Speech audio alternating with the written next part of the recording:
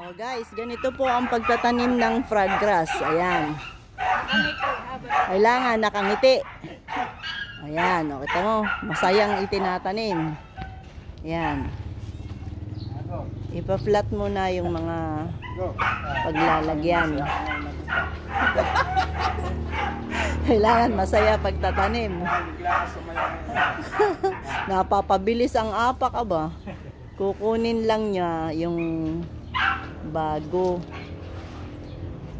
na itatanim, tapos pa-flat doon sa lupa, itatamper para dumikit yung ugat doon sa lupa.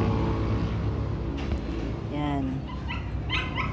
Mga nagtatanim nito kailangan may puso, hindi yung basta na lang pinapatsi.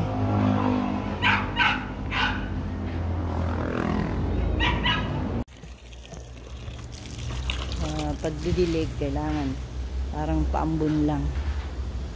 Yan. Hindi baha.